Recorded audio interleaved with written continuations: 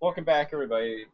This is another installment, as I spin away on accident, of the WALAB podcast, where today we are going to be focusing on the Stonewall riots slash protests. There's not really a distinct term for what it's loosely called the Stonewall riots at this point. And then kind of transition into some discussion of its connection to what's still going on in the world today. Here in 2020, our Lord and Savior of Cthulhu coming in, raining almighty hellfire. Oh, I hope so. Or 2020. That's the point we're at, pretty much. This has been nuts.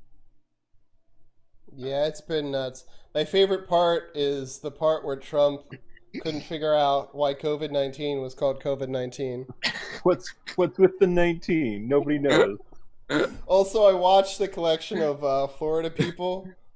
Dave, you didn't share it to me, but Trevor Noah had a collab of people saying stuff. So I saw the quotes you were talking about. Oh my God.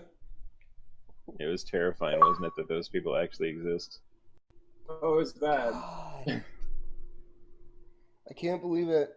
And apparently things are not as bad in, like, say, South Korea, which is, we should always base how we do things on South Korea, right?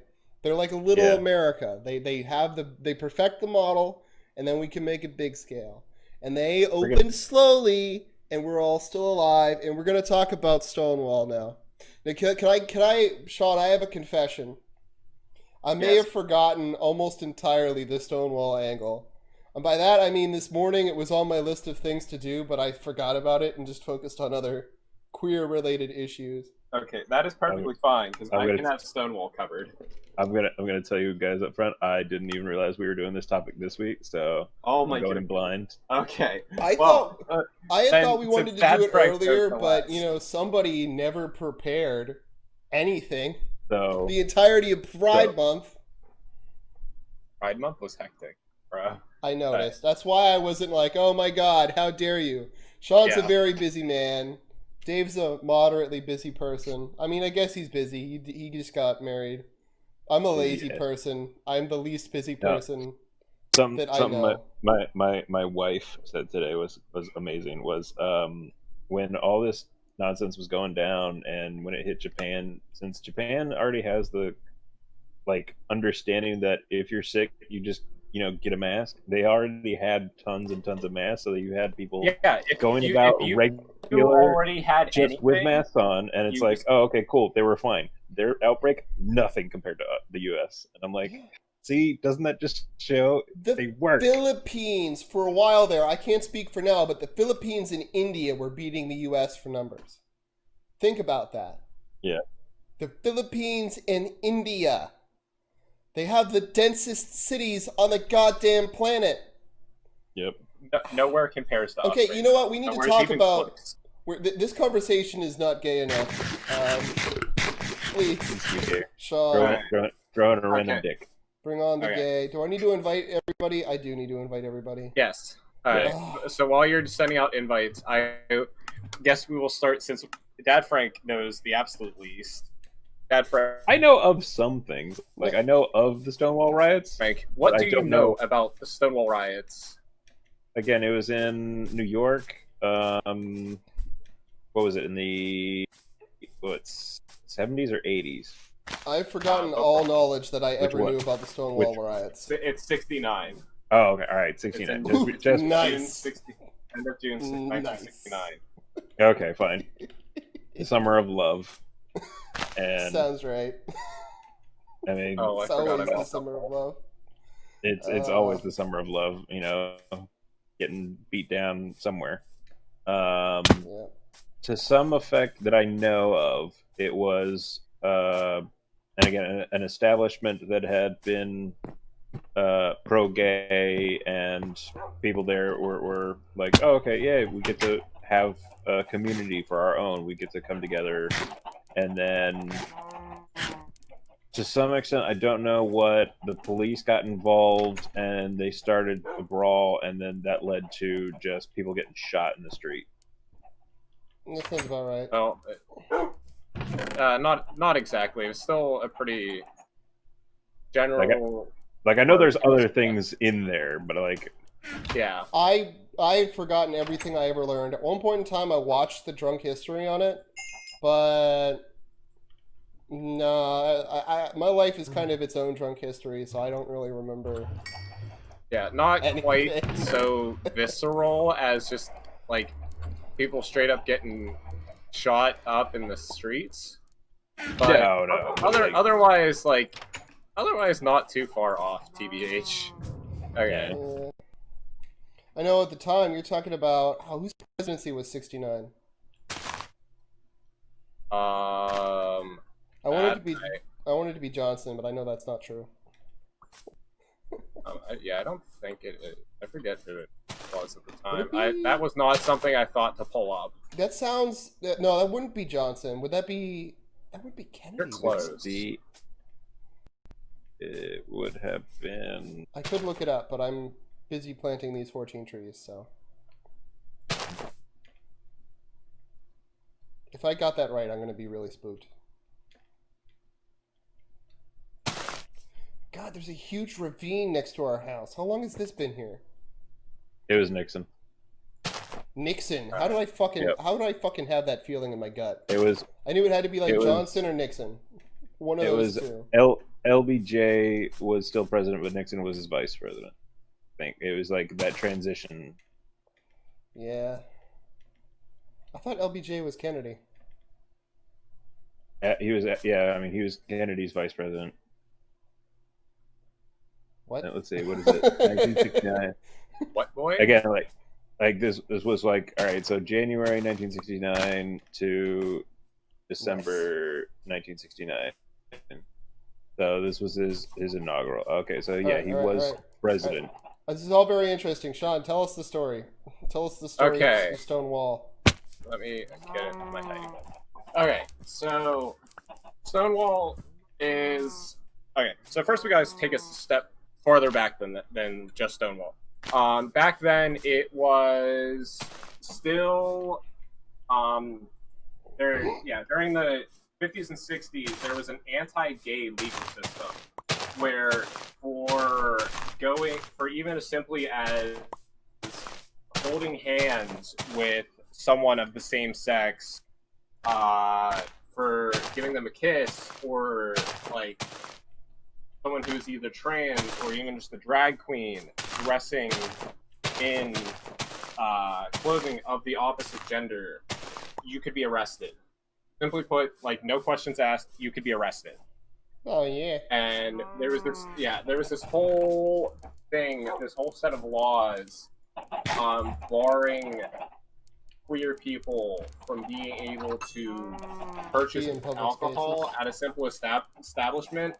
But this was in the middle of transition period where some of those laws were being laxed and them being served alcohol and stuff. As a few years earlier, there was a group called the Medicine Society that staged a sit-in where a bunch of them just went and ordered alcohol and just kind of sat there. I always forget about sit-ins, but yeah. Yeah, so there was a sit-in a couple years before this, and that kind of started a trigger of some changes. So they weren't just completely like, no, you can't get served alcohol, period, at all. But it was still pretty much that. Like, it was still very much a problem like that.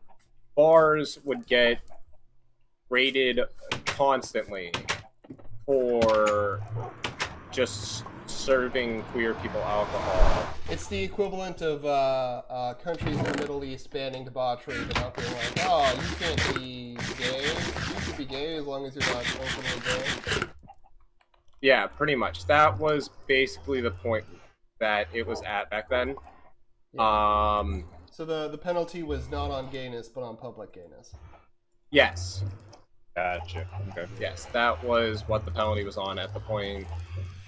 it was still like very much frowned upon, and you would just yada yada treat like garbage, all that nonsense. I mean, all that's that like that's still America, to be fully honest. I mean, I grew up in a very conservative set of communities, and like, yeah, that how is. do I put this? Like, my parents, sorry, not my parents, my parent, my mom thought I might be gay because my mom gets worried at things, and when she starts worrying about things, she makes up like an alternative truth that is, in her mind, the worst possible one. So I kind of have the understanding of how that might have gone down for me if things had gone bad, right? And I'd have probably been okay. Yeah. But like, the religious communities of the United States are not a tolerant and yeah, because this was post a lot of like all the war troubles and everything, and there was a lot of focus on, say, getting back to that ideal family type setting is what I feel like I remember there being a lot of talk about. So you're talking about after the 50s, so you're talking about, Sean, quit using a fucking wooden block. Let me give you, wait, no, you're Dave. Yeah. Okay, Dave, you have no excuse. You've made your own punishment. I'm walking away. I'm just lazy. I don't need to make an accent with this. He's just like whacking a tree with another part from the tree. That's totally how it's done. But you're talking about sort of a moral panic type of time. You're talking about the same era as the war on drugs, where this all was part of like caught in the 70s, crossfire. But this is about the same time as the divorce panic. There's a number that goes around conservative and Christian circles. It's like a 60% divorce rate or something. That's actually a really inflated divorce rate from what it is today. But this is about that time period when that number came out, either now or shortly after this, in the 70s. I forget which. You'll have to pardon me, or not. It's okay. You can hate me if you choose. Yeah. But the point is, there's a lot of moral panic that goes on in 50s, 60s, 70s United States related to alternative lifestyles of all sorts. Plus, it's Nixon. Yep. Yeah, it is all entirely caught in the crossfire. So, yeah, what comes out of this is, since they're already making, since they're already in the illegal business, the mafia jumps in on this and starts opening. Yes. I am the mafia unsurprised. Yes, the mafia owns Stonewall. Oh God, that's awesome. Yes, I mean, it's not awesome, but it's still awesome. I want a place to hang out. Yes. I mean, like, that's why the mafia was created in its force, not entirely, but the mafia became a force in the United States because of prohibition. A lot of people don't realize that. So it makes sense that, you know, they put another limit on homosexuals. The mafia is going to be right in there to make money. Sorry, mafias in America are neat.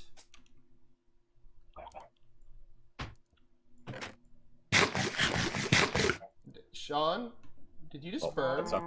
Yep. What happened? I've been in the Nether. Oh. I was trying to escape, and then I got lost. All right. Okay. Finish the Tale of Stonewall. Okay. We've done enough scene setting. Just give us the story. Yeah. We'll shut up while you finish. Okay. Yeah.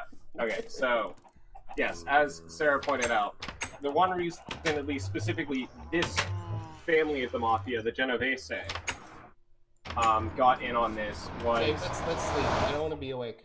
It is believed, at least. I couldn't find confirmation on this offhand, but I've heard it in numerous places. Of the daughter of the head of the American branch of the Genovese at the time was lesbian, and was like, "Yo, I want a place to hang out," pretty much. That sounds So, like something yeah. that'd be really hard to prove for sure. Okay, Dave, Yeah. I've got no idea. I think we're just... Yeah, that's why I can't give confirmation, but it sounds highly probable. So, yes. I mean, They bought that's some King Henry VIII? King Henry the something of France type of stuff. where he allowed for lesbians and homosexuals because his brother was homosexual. I forget which king it was because they were all the same two names, and there are thousands of them. So I'm not gonna bother. Yep. That's a lot of work. Anyway, sorry. Yeah. So, yeah, Genovese bought up. At least I know of the Stonewall Inn, which had been a quote-unquote straight bar, but then was after this converted to a gay bar, which then transitioned to being kind of like the premiere for what the gay community hoped for back then. There was a lot of them taking in like queer people who traveled like across the country sometimes. It's New to York, come to right? New York City, yes, to come to New York City as a place to hope that they hoped they could be themselves. Was there And- was there a foreign gay community in New York? Out of curiosity. That I couldn't find any specific mention of offhand. Babu, do you have any idea if there was any amount of like foreign queer community or representation in New York City at the time of Stonewall? I guess.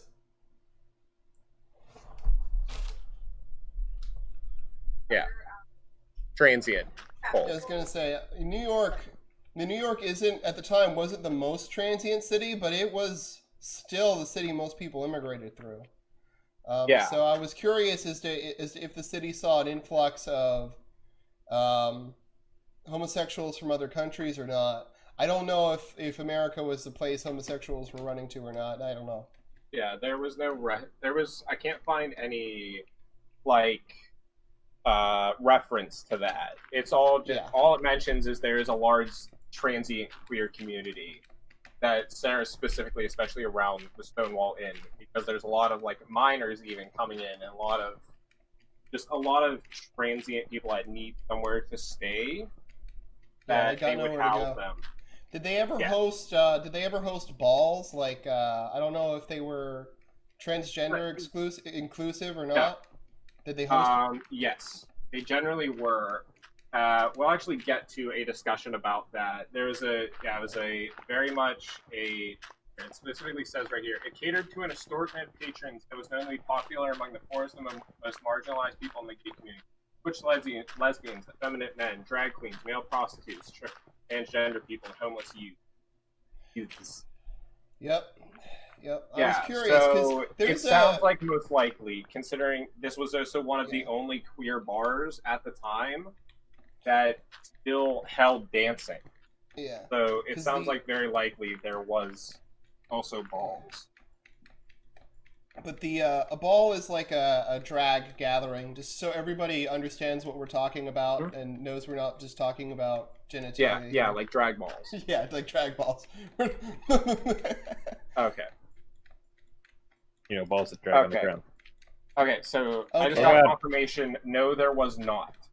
Okay, Ball, it was pre because that culture. it wasn't. Yes, Okay. it was not a culture in itself at the time yet. Thank you, Sarah. I would Walter have no says thank idea. you on the confirmation. I have no sense of If when you- they started that. If you want to come talk on it, you can. Okay, that's fair. Where I also have all the AC pointing on you because this loft is 3 million degrees. I know Yeah, what you it's mean. hot up here. It's so hot my computer turned itself off twice today. Oh god, that's not good. It's not No, supposed to I'm do gonna that. buy another fan. Yeah, I'm gonna buy another fan. I was gonna say. And I currently have a tower fan on it. That's how. Oh my That's god. what I've resorted to. Yes. Okay. I'll get back to Yeah. it. So yes. But because that's Yeah. for me when I was young at least, that was one of the narratives I was always pitched, is that transgenders and gays and lesbians did not get along as separate groups, which as I've grown up, I found not to be true, right? No, not at all. They were. But I was They're curious as to whether my built- mom and dad had like a foundation on which to build this idea, Not or really, no. if it was like just bullshit.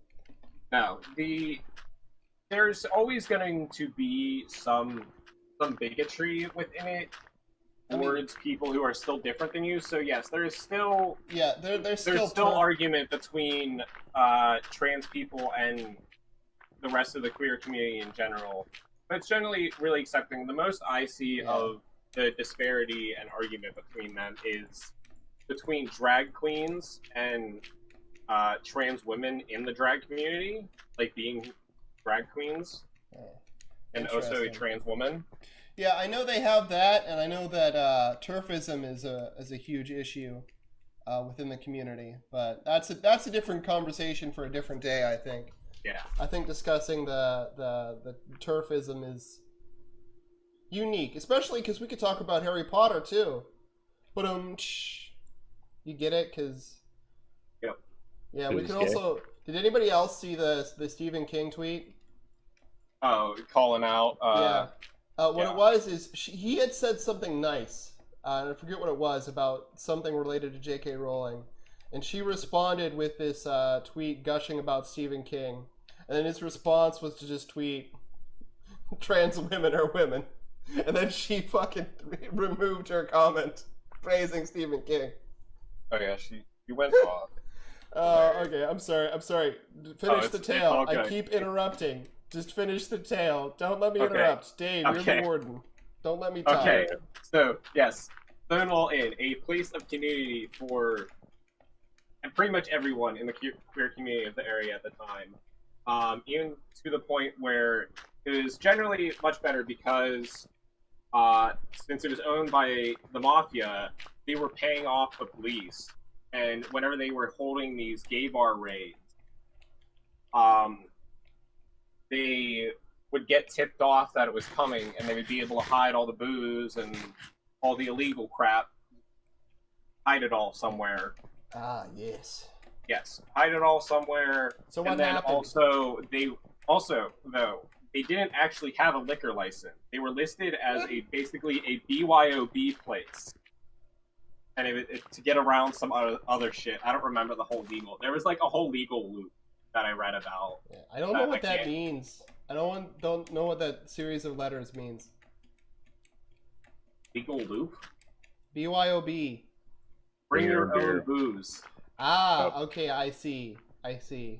Yes, bring your own booze. Yeah, Sounds like basically my that. lifestyle. Okay, yes, but skipping all the little nitty gritty of the legal system back then, which is fucked up. Everything sucks. It all corrupt bullshit. But yes, on this specific day, on June 28th, they were not tipped off as they were normally supposed to be. Ah. And they came in and found all this stuff, and then, of course, had to do their duty and start arresting people left and right. So, yeah, they were grabbing people, roughing them up. And also, they had a thing back then for people, for like trans people and such like that. They still do.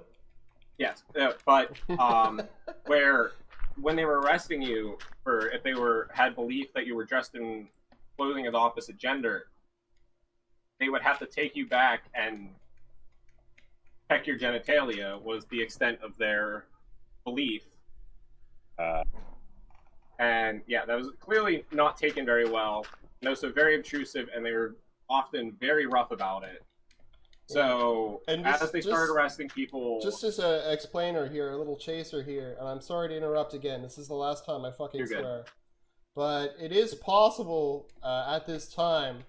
It's a lot less possible today, but it is possible at the time period you're talking about, the 60s and early 70s, for a gay or trans person to be forcibly assigned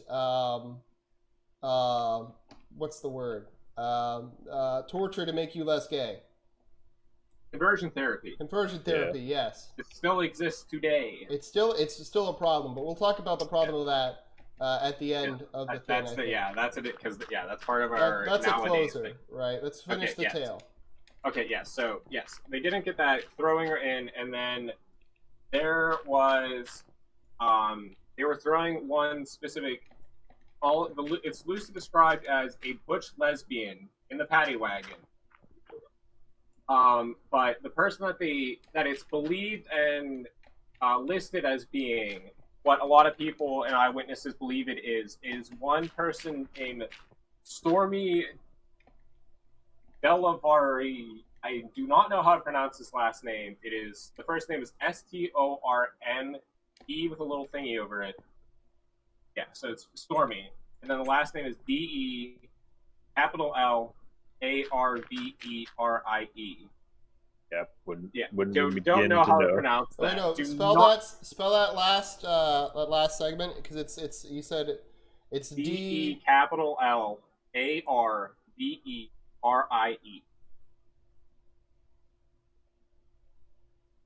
Yeah. Like Leverie? Like Leverie? Leverie or Yeah, Leverie? I don't know. We're just gonna roll with it. Okay, I'm sorry. We're I just can't- gonna roll with it. I'm trying to like Stormy. put the letters together without seeing the letters. I apologize. Yeah, it's very I don't. Yeah. Her name's Stormy, who was a butch lesbian whose scuffle with police was, according to Stormy and many eyewitnesses, spark igniting the Stonewall riots and spurring the crowd into action. So she was being forcibly roughed up, shoved into the paddy wagon, all this. She's already a well-rounded, like, very much like what you're going to envision the growing up of a butch lesbian is being, pretty much. Yeah. And was being shoved in and just turns back and yells, "Are you guys going to do anything?" Or some quote like that. Basically just said, "Do something." And then it is erupted, and then who is widely regarded as throwing the first stone, but she, as a quote herself, says she threw the second brick. So there is not confirmation as to who actually threw the first brick. It is one Marsha P. Johnson, who there is much more on than Stormy herself. But Marsha P. Johnson was a self-identified drag queen, but also then later on trans woman. All this, a lot. From what I can find, it seems like she was kind of fluid in what she described herself as, which is also perfectly fine. Yeah, Johnson barely identified as gay, as a transvestite, which is a term we don't use anymore. I'm just directly quoting this, just for everyone's knowledge and well-being. I do not use this term. I just wait am a quoting second. it. I doesn't that just mean you dress in clothing that is not your typical genders? I'm not 100% certain on the actual term Okay. of transvestite. I will avoid using it. I was just saying, I assume that a person who did not consider themselves a woman, but just dressed in woman's clothing would still, I don't know. So I'm not, I will defer to you on this. Generally, if you're, transvestite at this point nowadays just has a very negative connotation. Yeah, I could see that. So it's best to just avoid using it. I'm just directly quoting it. And if you're dressing in women's clothing or someone's opposite gender, you can comfortably just call it cross-dressing, or if you're or doing drag, which is just gender non-conforming and then but the whole thing of drag is its own thing. There's no need to get it. But yes, tell us the tale. Tell us the tale. Yeah, so Marsha P. Johnson is a African American transgender woman who throws the first brick, and everything just completely explodes. Just a little bit about Marsha P. Johnson to just set the stage for her. Was initially used the moniker Black Marsha, but later decided to go by Marsha P. Johnson, and the P stands for Pay It No Mind. Okay. Yeah, she badass. Yeah, it's her perfect thing. Yes. Yeah, about the gender, because that's specifically in regards to her like listed gender is just Pay It No Mind. As to who she is, just don't you worry. Marsha P. Yeah, she's Marsha P. Johnson. So you don't need to pay any attention. Was a performer, the activist, was not a very serious person in terms of in the community. but that was her thing of being just this positive person for them to look at. Later becoming an AIDS activist later in her life. She sadly passed away at the age of 46, most likely from complications. But yes. AIDS was very much an complications activist. About sums Yeah. up. Yeah. Immunodeficiency type of stuff. Yeah, she was very much an outspoken person, but also very warm and caring. So as soon as it makes sense that she's going to be someone that she hears a cry for help and is going to jump in. So then this sparks things exploding. In this tiny little thing, there is already numerous patrons, probably already outnumbering the police that came. I mean, yeah. Probably already. So it's a police tradition. Yeah, so then that erupts. People are then even swarming from other parts of the Greenwich Village area of New York, which is already very much like pretty much the hub center for it. It's described as having a very liberal environment. So yes, it explodes. People even, not even just the queer community, just people who supported it, come charging in. The police actually end up barricading themselves in. Oh wow! Into the bar with some of the people that they arrested and managed to drag with them, and some of the bar staff themselves, all this yada yada. Yeah, that's how terrified they got from this all. They barricade themselves back in, away from it. The rioters at one point start to attempt to burn down the bar for some reason, because the cops started burning. This article is adjusted then. Wow, are you? Wait, Sean, you're not just reading out an article, are you? No. I was gonna say, just give us the Diet Disney version. I was referencing. It is a long ass story. Okay. Yeah, I'm cutting it down as much as I can. Okay, I was gonna say, give us the diet version. Like, everybody's story is important, but we for the sake of this podcast, we probably those are the only two names I wanted to mention, was Stormy and Marcia, because they are. I figured I wanted to make sure you weren't about to like name every person involved in Stonewall. No, there are. And the child of Officer Billings was Fred. He wasn't at the riots, but he was at home worrying about them. Yes. So, yeah, this all started around midnight, I believe, from what I've gathered.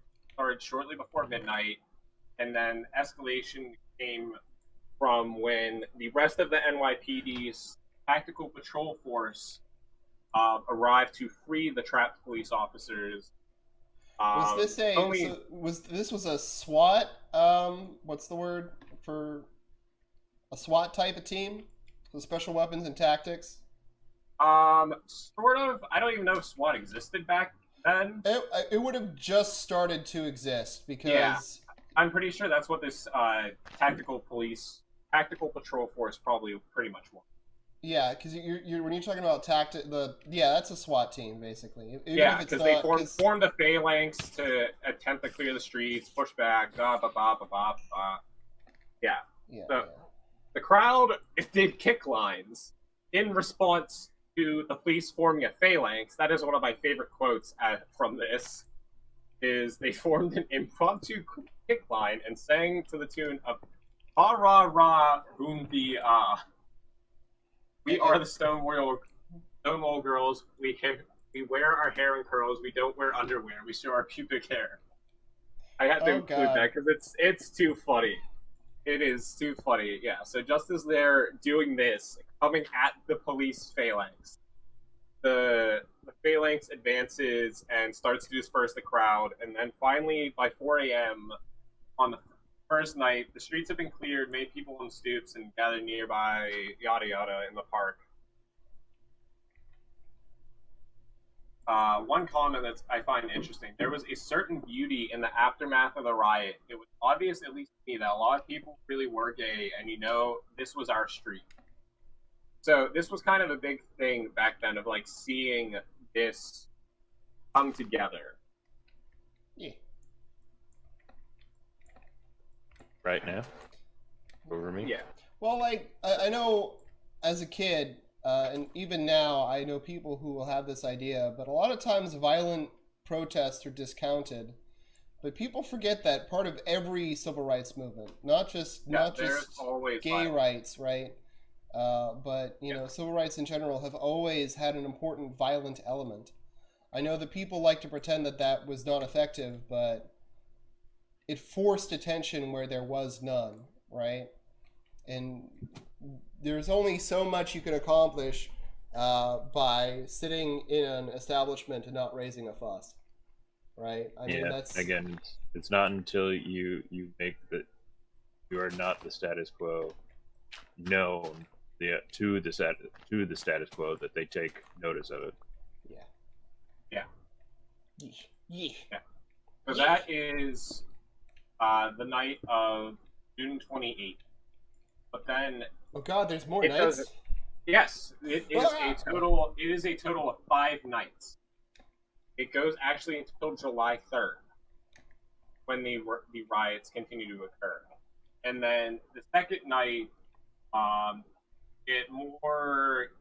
it's more started just kind of how everything, all been like sequential nights of riots and protests happen.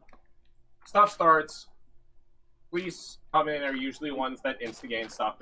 There's no confirmation in this, but starts back up again. Riots starting.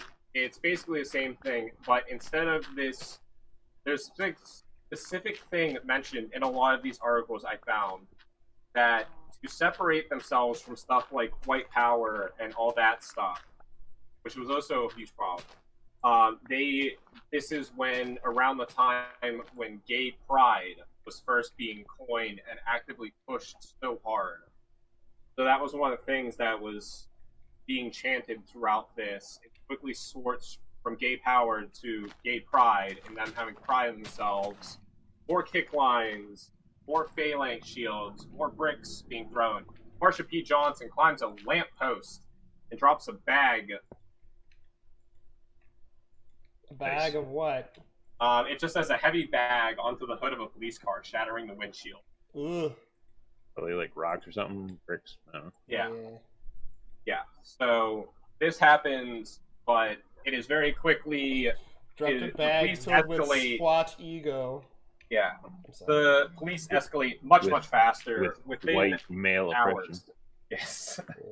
Yeah. Within hours, there is hundreds of police from 4th, 5th, 6th, and 9th precincts by 2 a.m. this time. It's worth me mentioning, but the SWAT, as they have behaved, SWAT and riot behavior has not improved since this point in time. So what you see today is very similar to what we saw then. The systemic problem of police officers not being able to really diffuse situations was the same then as it is now. And that's my historical opinion, right? You know, I don't know every instance. I'm not a super expert, but based on my very limited understanding, the SWAT teams and riot teams, right? They're not always the same. Yeah. And in general, the ability of local police to reduce riots was pretty bad at the time. And you're talking about Nixon. So the National Guard was not having its finest hour at that time either. Though I will say, with the exception of a current event, which I will not discuss right now due to its lack of immediate relevance to the topic, it has a pretty decent record. For a while, the National Guard, though the National Guard, before it was the National Guard, did not have one, because it was just state militias before, more or less. They've had a decent run. Though I think, now I'm thinking about it, the National Guard did the, what's the one shooting where they shot the hippies? Oh, that's Ohio. Yeah, I know. That's why State. I apologize because I was not born in Ohio. All you disappointed Ohio people are like, oh God, but he's an Ohioan. He should know everything. And I apologize. Yeah. I'm a Pittsburghian first. Yeah, the extent. I only know it because of Watchmen. That's fair. Yeah, that might also be the only reason I know of it. Yeah, the extent. Yeah, I mean, I have slightly more understanding of a lot of it because I also get bored sometimes, and I'll just read articles about different like I've read a lot of the civil rights over the past 60 years. I've read a lot about a lot of these like school shooting massacres by like either the police or National Guard or just a lot of the yada yada that goes on because I'm a big true crime person. So I just hear a lot about this shit in general. Yeah, I watch so, BreadTubers when I get bored or try and learn about historical stuff, usually obscure stuff. So a lot of times my perspective is. Yeah, you are very much correct, Walter, that the way that they handle this very much has not changed. Because such as, I think it was 98, there was the San Francisco riots. Yeah.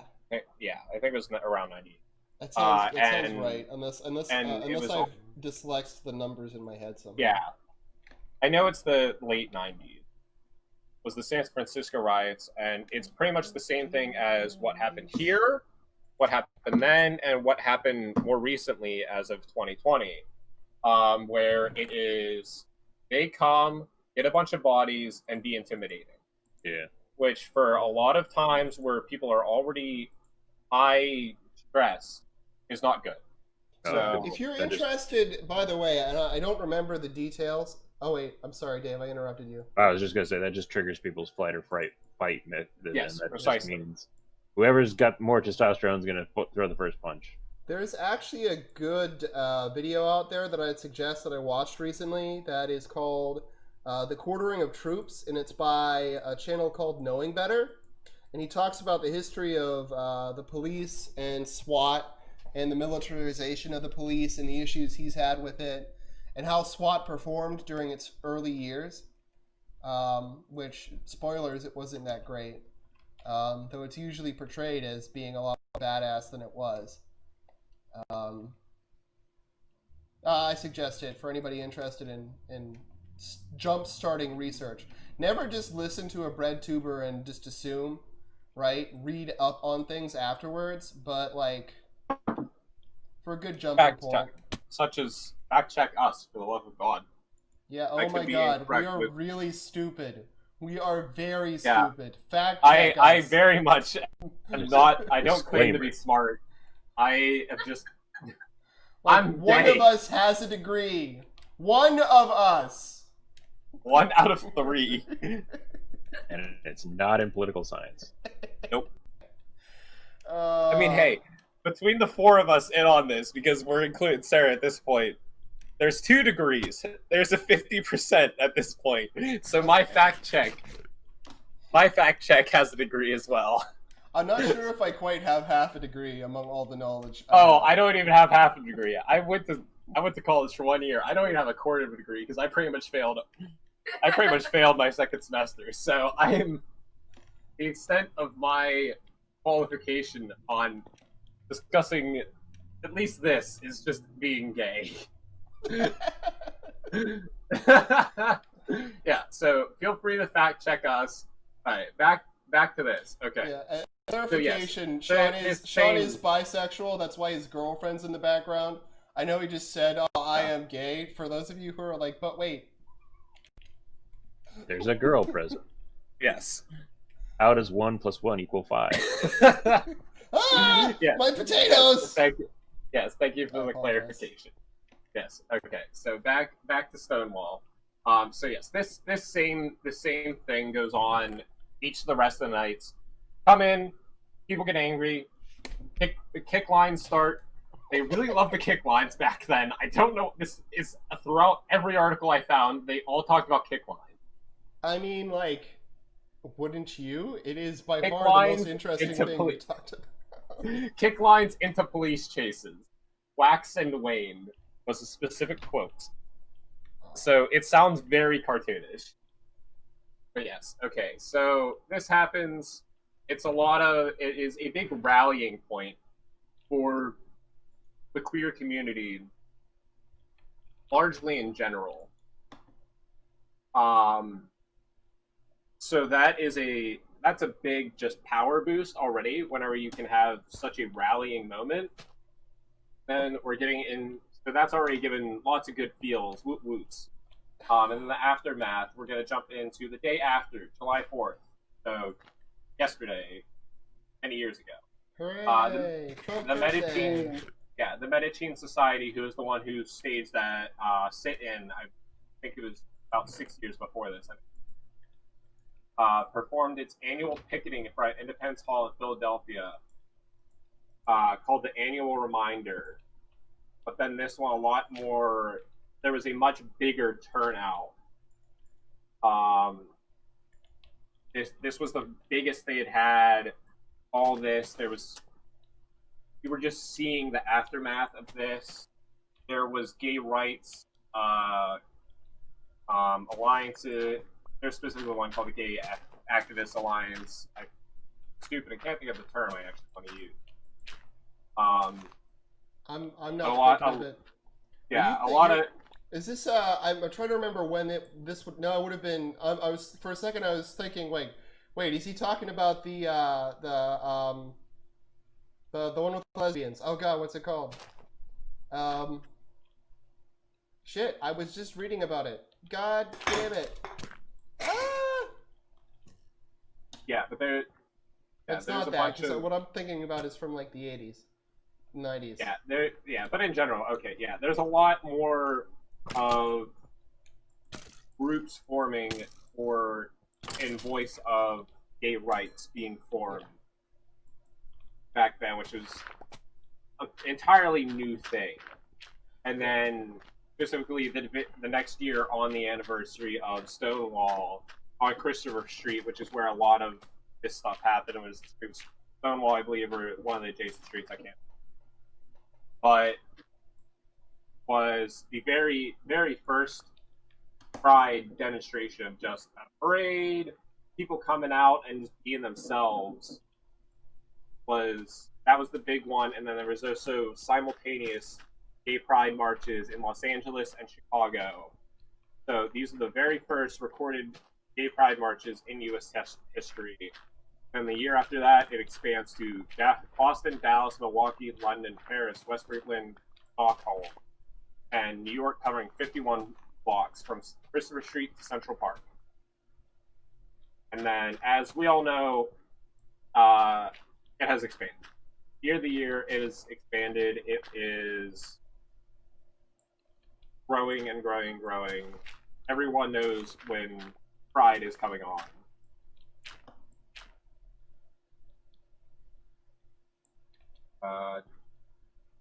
Through my books. Oh yeah, and then so there's not too much to do with Stonewall for the next 40 years, 40-some years. And wait, that's like now. You said it was early 70s. Yeah. Right? Okay, 69. Okay, I'm sorry. I apologize. That's significantly less now than I thought it was. I apologize. I did bad math. Yeah, I'm jumping forward because not much goes on. There's more of the typical stuff. There's queer rights and stuff, but there's nothing like specifically pertaining to what we want. If anyone wants to read up on this, there is a lot. You can even just simply go to Wikipedia. They'll have a lot of connecting articles. The aftermath and all the different that spawn out of this, I just cannot or will not name. I know it's a little lame, but that's how I typically prefer to learn about things too. Is I start from Wikipedia and then I look at what their sources are and then I springboard from there. Because it can be really hard to, especially if you don't know what you're looking for. It's hard because there's so many paywalls out there when you're researching stuff. A lot of people don't realize that, but like unless you're in school, it typically costs a good bit of money to get your hands on a decent paper. Even if you're in school, depending on your school, you could have a hard time with it. So I definitely suggest, starting with the free stuff and then using people who have already cited sources to figure out if it's a sword that's worth you buying, as opposed to just going for it. Or if you're in school, you could always ask a professor. I mean, you never know. Occasionally, they know things. Mooch off his Netflix account. Yeah, that too. All right. Yeah, and then jumping forward to 2009 on the 40th, in the 40th anniversary month, President Barack Obama declared June 2009. It was when June was officially labeled as like government viewed LGBT Pride Month. Officially became Pride Month. Yes, it officially became Pride Month, citing the riots as a reason to achieving equal justice under law for LGBT. Sorry, it came across like my mind did not read that time. Yeah, so he called for a moment to reflect on what happened the past 40 years, yada yada. Though there was no federal legislation at the point to protect the rights of gay Americans, within the next 2 years, the first laws were getting passed, especially in New York, to allow same-sex marriage or start offering protection for people who were in a same-sex relationship, such as that, in numerous different things. But as we know now, there's still a lot to be done in offering people. Just last month or the month before, now was when they determined it.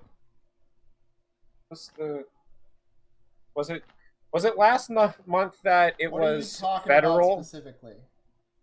When the Senate passed, it was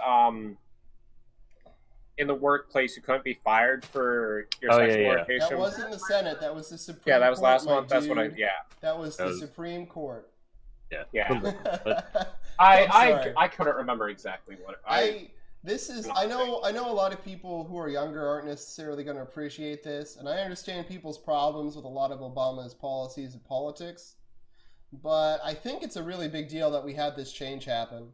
I mean, the community I grew up in, and I don't know if Dave came from a very conservative home or not, but the community I grew up in was like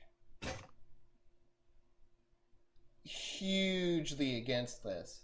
Like, I was hugely against this when I was young. It took a long time before I, met people who had a different opinion and realized that they were not boogeymen.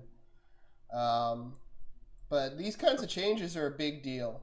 I know an issue that we still have now relates to, I think it's specifically transgender, but yeah, the transgender representation in, not representation, what's the word when you get something? Transgenders receiving medical care in the United States. Yeah, like being allowed being able to be denied medical care off of being trans. Sorry. I got exploded on. I apologize. I was very startled. But what I was going to say was the Trump administration has made it its business to be very anti-transgender, whether he would admit to it or not. And the recent thing is that and it's not extremely recent, but it's ongoing, the Obamacare allowances for making sure that transgender people had to be cared for are kind of not as much in place. They're being repeated. Simply, flatly put, they're being. The H.R.C, the H.C.R, the one I can never remember. H.R.C, Human Rights Campaign. I know, I can't do it. I'm sorry, I quit. They are actually suing as a result of this. They have a suit that's going on. I didn't know about that till I saw it on their website, and I was like, oh. Yeah, before we get into the last couple things, I just want to finish up leading up to where we are literally today. 2014 or 2013, Obama's second inaugural address, and a quote, the reference to Stonewall. We, the people, declare today that the most evident of truths that all of us are created equal, and the star that guides us still just as guided our forebears through Seneca Falls and Selma and Stonewall. Our journey is not complete until our brothers and sisters, like anyone else in our law, for we are truly created equal, then surely we love to commit the ones other must be well. So, first time a president has mentioned gay rights or the word gay in an inaugural address, period, ever. And then 50th anniversary in June 2019. Heritage of Pride starts in New York as like a big thing. They hold like a big celebration thing. And then Paris, France, actually in 2019, officially named a square in the Marais as Place des Émotas de Stonewall. And Stonewall, June 28th is now Stonewall Day as of 28th.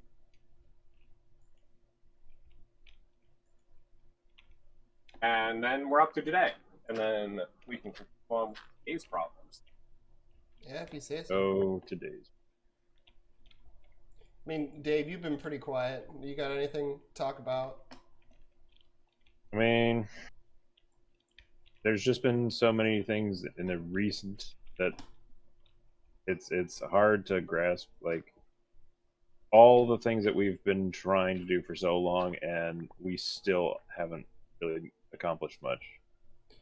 Well, I think in terms of a social like change, in terms of laws, but it's people say, oh, this is a great victory, but I'm like, all right, but are you truly equal yet? Like, there's no difference between somebody who's gay, somebody who's straight, and whether or not they could receive equal rights in terms of visiting loved ones in hospital beds or being beneficiaries in wills. If literally I could sign everything over to my fucking cat, like, why can't I do it to my partner who's been with me for 70 years? Oh, yeah, that's the thing. Yeah. And I know, I think it's hard to see sometimes the change that happens. Because, like, I know me and you, Dave, and I guess Sean too, just to be fair, all right, it was Sean too. We grew up, when a big change happened, right? We grew up when the shift happened where being gay was okay, right? Yeah. It went from being something that nobody thought was okay to something that, most people were like, eh. Yeah, it's like even me as someone who is queer grew up just from what I saw around me. Not specifically my parents, because my parents were always super accepting. I was lucky enough to have super accepting parents. But just what I saw in the world around me and at school and everything, I was starting to see from a very early age of me being attracted to men as well. But I pushed it away for years upon years because I thought I had put it on myself that it wasn't right. Yeah, but I didn't automatically accept you. Like I mean, I did say, oh, we'll support you no matter what or whatever. But it took me a while to get past my own inhibitions about it. And at the time, I was going through my own journey in a lot of ways, right? I had changed a lot in the way I viewed people. Because the way I viewed people when I was still on the other side of the political railroad tracks was not a healthy way to view people. And it wasn't just like any one idea or any one way. There's this sort of concept in a lot of versions of Christianity that I grew up believing pretty firmly that people are inherently bad, right? And I understand, but in my case, it led to this sort of otherism that is really this tribalism, otherism, whatever you want to call it, that really was poisonous, right? And I'm very fortunate to have gotten outside of that cycle, right, as early as I did. It's all learned. Yeah, it's all learned. It's all learned stuff. Yeah, A so lot of that's it's why religious. even with what's going on today, with everything what's going on today, you, as much as you can say you are pro everything, yada yada, ally for the gay community, people of color, all this, you can still have your little problems, Yeah. but it's all a thing of. Sorry, I have to tickle my throat. Of you can still have those moments, but it's just you don't act on them and you actively check yourself. You're like, hey, I noticed I was doing this. Like, say maybe he's someone of color versus a white person, just as an example, and gives them a wider berth. Just something as small as that, someone is learned learned hatred, learned racism, learned homophobia, learned all this. Yeah. It's all simply just ingrained, and we're not consciously thinking of it. Yeah. So everyone can be growing. Homophobia is not hating gays. Homophobia is resistance, basically, or not Yeah, even resistance, but like it's not, oh, I hate you, oh, I don't think you should have my space. It's a wider defined term than that. You know, yeah. I'm sorry, I don't got a lot of words for that. yeah. One I one know. thing of actually a direct quote from Morgan Freeman. At least I always see it as a quote from Morgan Freeman. I do I not don't know if know Morgan where Freeman's exactly got he a would have said good. this. Yeah. Morgan Freeman is a little. I don't know if I agree with his race politics. Let me be fully honest. Yeah, no. I just want to use, as we were talking about Stonewall and queer issues in general. He specifically puts, just since we mentioned homophobia as a word, he says, "I hate the word homophobia. You're not afraid of shit. You're just an asshole." That's true. Okay, yeah, I Yeah, can get behind that yeah. Like sentiment. if you're taking the direct translation of it, which it's, you're not afraid of that. You're not afraid of Yeah, queer people. because You're like an asshole. really, Yeah. the problem with it is the direct translation. You know, because the direct Yeah, translation isn't afraid of. It's anti, right? So yeah, it's not about fear, right? That's a common thing in Christian communities too. For those of you less embedded in the wacky, wonderful world of evangelical Christianity, um, and like I that's a don't good way to put if it. you're an evangelical Christian and you don't have whatever hateful seed in your heart, that's fine. But my upbringing and background is what engineered all of my inhibitions and fears and hates growing up. So I associate them. Whether or not it's entirely fair to do that, I'll leave it up to you guys, right? I'm not your mom. I don't tell you how to worship Jesus. Um, but yeah, earlier we talked about like issues that still go on with within and without the LGBTQ communities. And I think a big one that people don't realize is even an issue is conversion stuff. Yeah, that's I'd that's actually, if you want a wild ride, go on Reddit. I hate saying this because Reddit is a terrible place. But if you want a wild ride, Reddit's a good place to learn about a couple of specific issues. See what people say about their experiences in a pray away to A gay type conversion of camp. camp. And what I've seen so Camp. far is about half of people who have experienced it are like, oh yeah, they put a bunch of gay people together to spend the night.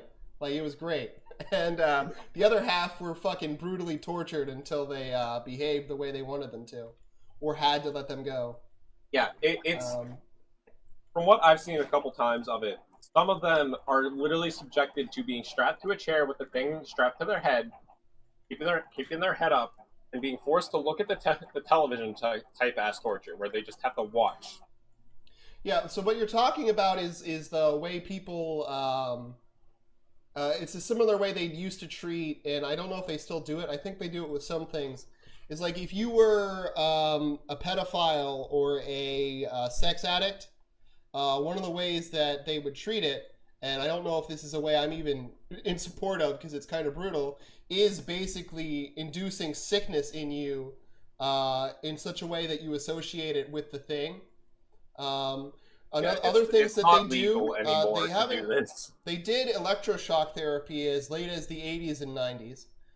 Don't think they're allowed to do it now. That isn't necessarily going to stop some log cabin Christians out in the Wackadoos. woods from electrocuting you with like a jumper cable or something. I'd like to think that that's not. 50,000 volts straight to the nipples. Oh, God. Pray that gay away real fast. There is still basically you know what's the word for it? A surrogate is, I think, the word they use for it.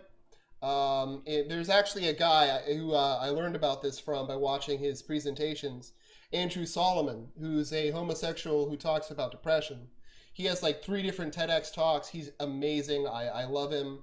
I never understood my anxiety as well as I did until after I saw his presentations on depression and anxiety.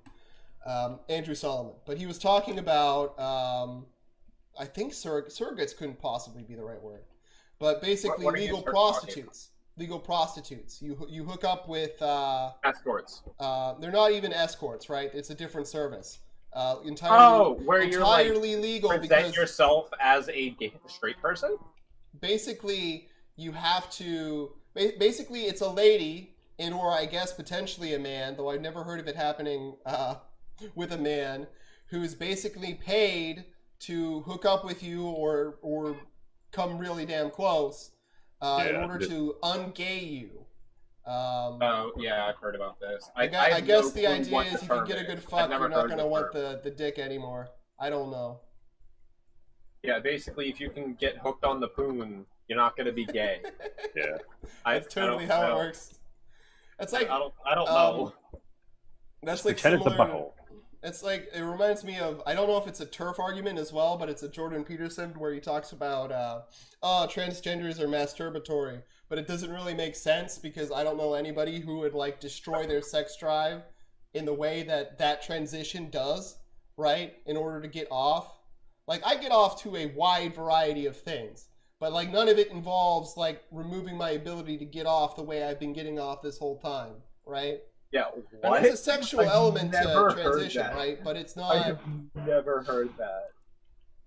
Okay, it's good. You don't need to listen to Jordan Peterson. Just it's best that you That pretend he is doesn't wild. exist. Yeah, Jordan Peterson is a It's a wackadoo. masturbatory? What? It's a masturbatory fantasy, apparently. Yeah, he thinks a lot of weird things. Yeah, I'm not an expert. Well, I but guess I'm pretty sure. they can partially be looking at it as not going through the full transition. You can still be trans and not fully transition, not get the chop, in the words of someone from the movie Priscilla, Queen of the Desert, phenomenal movie. But yeah, the one trans person literally says the chop, when I got the chop. Oh god. Yeah. Yes. Yeah, so you can still be trans and not want to get the chop. Yeah, yeah. And that is still perfectly valid. I want to make that clear. Yeah. That is, I that is know still a lot of entirely people will talk about, who I've talked to, have talked about, oh, well, anybody can say that they're gay today and just, go into the ladies' restroom and perv on people. And I think what people miss out on is that there's a realization in the legal aspect of the trans community that wants a level of regulation regarding that. So basically, the idea is the problem is there's no...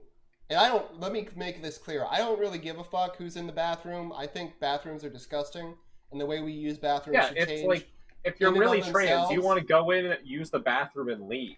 But yeah, you creeping on little girls is an entirely different problem. Yeah. But if your worry is that kind of thing, there is a desire within the trans community to have a standard there. Like, oh well, maybe just to be certain, you say, oh, let's not allow you to use the bathroom until you've completed X steps. But and I've heard. There's a lawyer, I forget what her name was, but she was a lawyer I don't remember either. who frequently represented the... She did a Tucker Carlson interview back in probably 13, 14, like forever ago. And it was an amazing interview for me to watch because Carlson kept asking the same question and she kept giving the same answer, which is the problem is that you don't have that regulation there. You know, he kept on asking that same thing. Oh, what about that? And she kept on saying, well, you know, the problem is that, you know, the that's not there, right? There's no rule there that the state has put in place saying, oh, wait, you can't do it until X point in time. You know, which isn't something a lot of people would be like, oh, no, that's impossible. I could never stand that. But it would solve the problem. And now that's not the solution I want to see.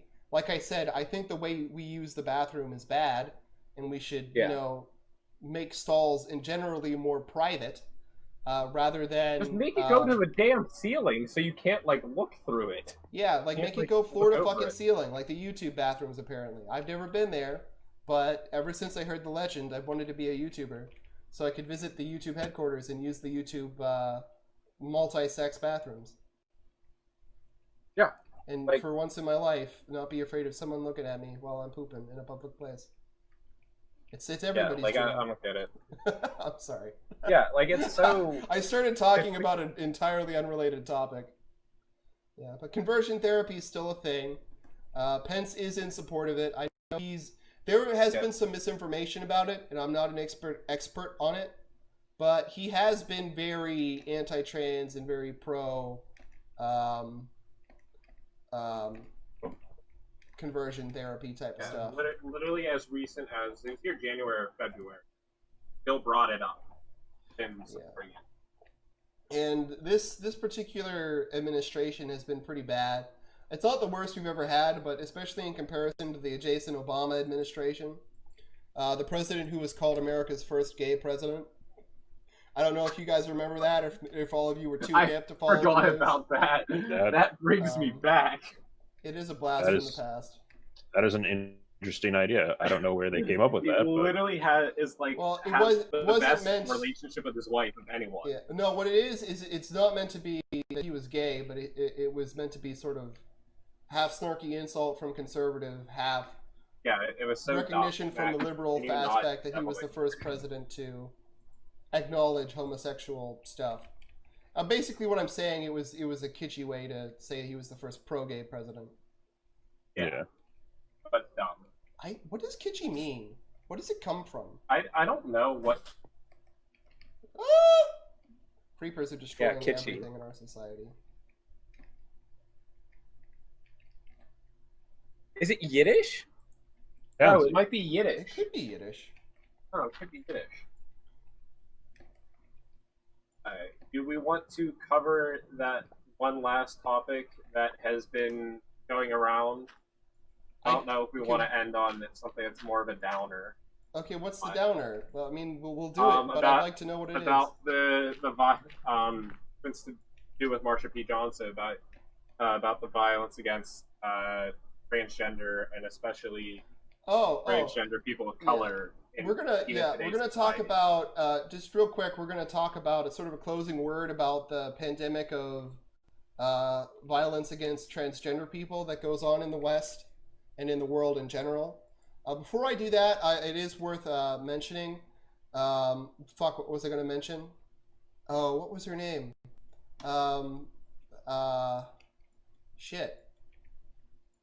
Sarah Hengazi? I can't say the name right. I'm not going to worry about it then. Recently, a very prominent Egyptian queer figure died in Canada, and it was very sad. She committed suicide, could not get over a lot of the torture that happened to her in Egypt, which, terrifyingly, like I said, a lot of the stuff they did to her in Egypt is stuff that happened in America in the 80s and 90s. And, you know, some of it still happens. Yes, you had it right. Yeah. But I heard about that. I was randomly watching atheist-related videos, and a video from Mr. Atheist came up.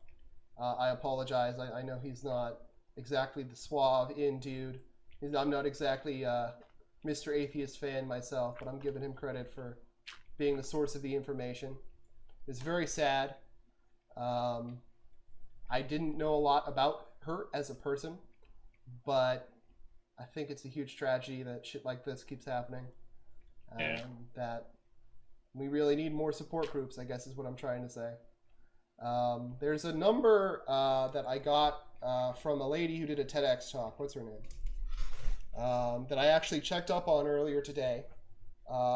She did a TEDx talk about having a gay kid and how it moved her out of the evangelical community, which is something I connect with.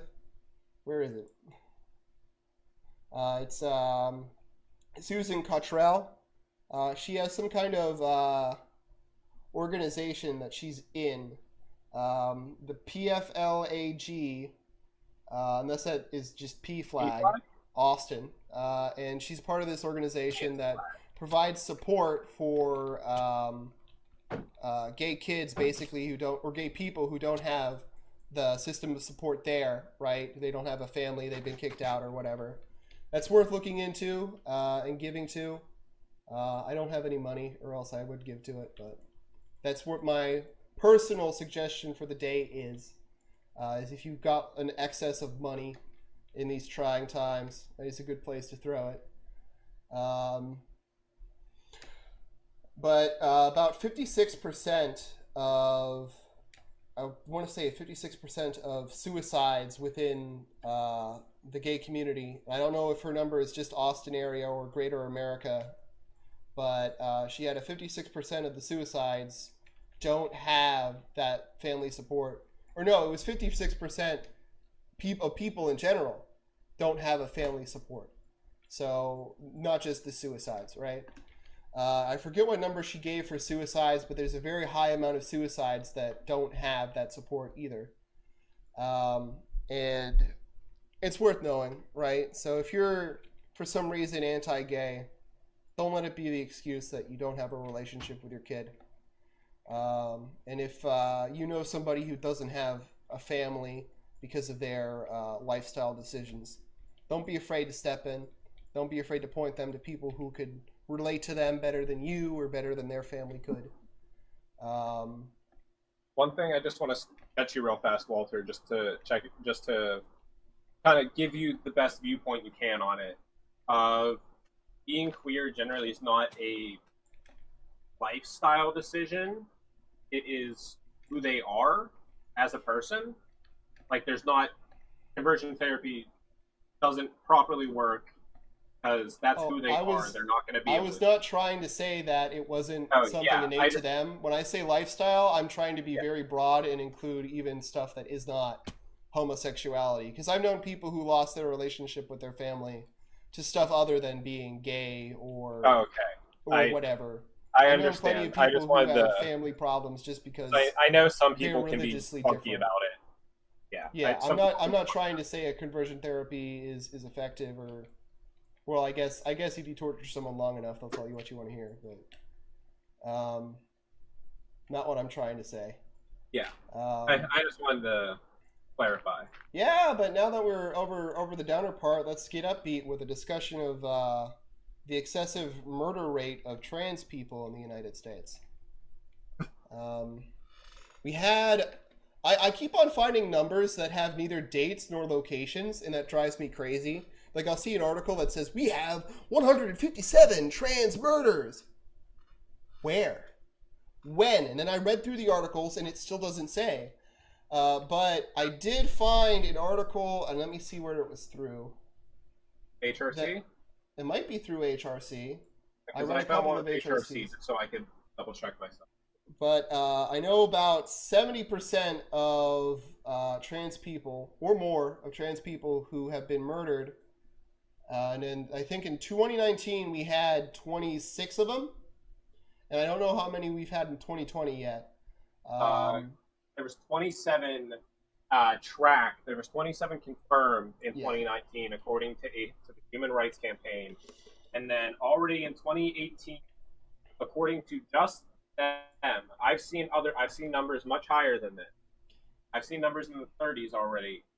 But according to H.R.C, Human Rights Campaign, 2020 has already seen at least 18 transgender or gender non-conforming people fatally shot or killed by other violent means. Yeah. and that they And the actually problem give with the names numbers, that make places. yeah, They the give hugest names and problem, places. yeah, the hugest problem that organizations like the H.R.C have with the numbers is that, um, family members don't always identify somebody right, or the newspaper or they might identify them right, and it might not even come up that that they've changed their gender at any point in time. Yeah, there's a So lot as of a problems with result, tracking something like yeah, as a result, there's not a lot of attention paid to it. But there's definitely, how do I put this? 30 people dying doesn't sound like a big deal, but it's a pretty small pool to begin with, right? It's not like you have like hundreds of thousands of trans people in every city, right? The number should not be large. The number should reflect the percentage of people who are trans. It's similar with black numbers, the numbers related to black arrests and black traffic stops, et cetera, et cetera, et cetera. It's not the size of the number in and of itself. It's the size of the number in relation to the amount of black people, people of color already that draws the concern. And there's not a lot of research right now going into this particular issue where there's a large amount of trans people dying to violent crime. And it's a problem that has been occurring across the United States and North America, and to a lesser extent, based on my knowledge, in Europe, right? So I don't have numbers for Europe, is the reason I say that. I have numbers, I've seen numbers for Mexico and North America and the Western Hemisphere, and we have a problem, right? Like there's a whole handful of people killed in Mexico, about as much as they have in the United States or more every year. And most of them in the United States are black. And it's hard to say how much of this relates to crime rates in general, right? And where people live and the stuff that's already going on just related to them being people of color and living in depressed communities. And how much of it is related to them being trans, right? And the problem is that we need to know that. That's information we need. of people of color. Because, let's see, Puerto Rican, black, black. Are you looking at the H.R.C. list? Yes. Puerto Yeah, Rican. it's disturbing. It's not the only list of its type that I've seen, and they never get less disturbing to look at. Black. Not confirmed. Black. Yeah, the list is pretty much all people of color, or it's unconfirmed. Yeah, and like a lot of them are gun crimes. Like a scary amount of these are gun crimes. Not just like, there's a violent death or gun crimes or knife crime. Yeah. And I think that's spooky as shit. Yeah, it's frightening. It's worth your attention. I don't see a lot of awareness for it, so I like to, when I have the chance, bring it up. I know it's a downer. We've been talking about, Stonewall and whatever positive effects. And I know, like Dave said earlier, right? It's hard to see the change, right? Not a lot of change happens. But think of it this way. It's not a guarantee that we'll get positive changes at any given time, right? I really can't say for sure that things will get better anytime soon for the trans community or the gay community, right? I know how Americans can be, and I know how Christian, conservative, evangelical types can be, and how they can hold on, and how powerful their lobbies are. And I can't say things will definitely get better, but I can say that things eventually get better. I mean, look at over the course of American history, how things have changed when it comes to civil rights in communities of color. Like Black Lives Matter, previously during our last big hullabaloo, I forget which year it was, when we had all the people coming out in force. You had something around 40%. Our numbers used to be around 40%. But this time around, we have 65%, right? And I know that doesn't seem like a big deal, but that's still 20 plus percent, right? So I think ultimately we're going to win out. I don't think it's going to necessarily be tomorrow. I don't think it's necessarily going to be in our lifetimes. But I think we'll get there. I think people can't remain asleep forever. I mean, they can sleep for a long time. I mean, I would know.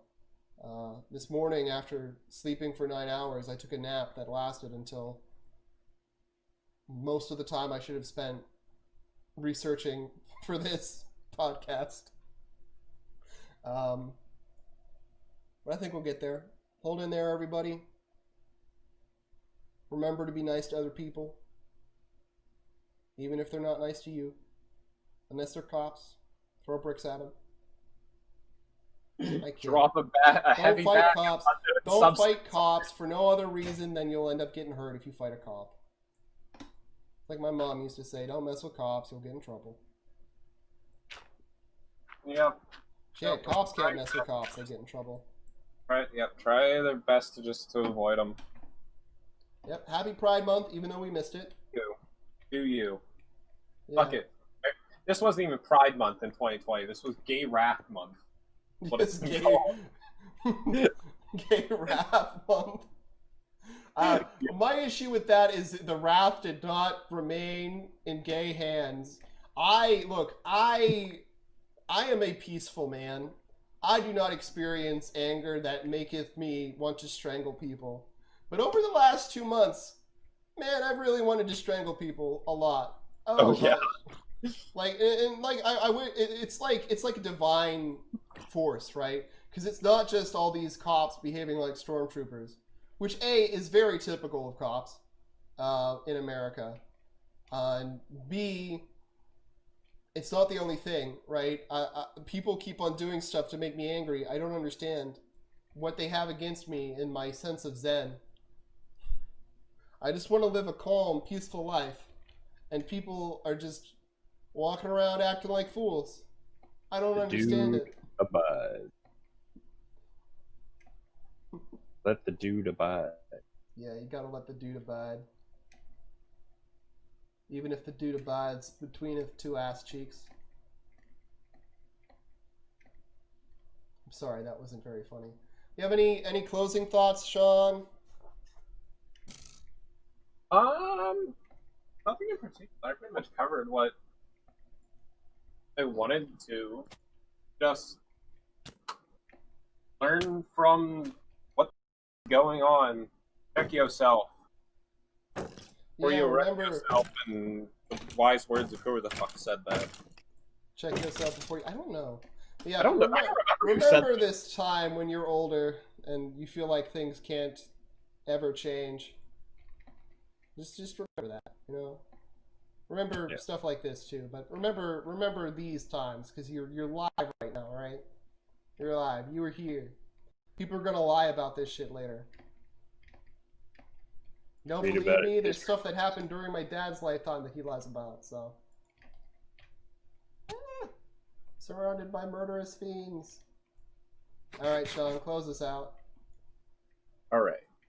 This has been the Stonewall riots, and then it's correlating 2020 issues of version edition, whatever you want to call it. This has been the gay stuff episode where we talk about stuff that is gay. This has been the gay The gay episode. I can't think of it on America's this first has gay been WALAB cast episode. WALB podcast. Now Go up somewhere else. Yeah, I'm still trying to tool up a good formulaic intro. So just go wild.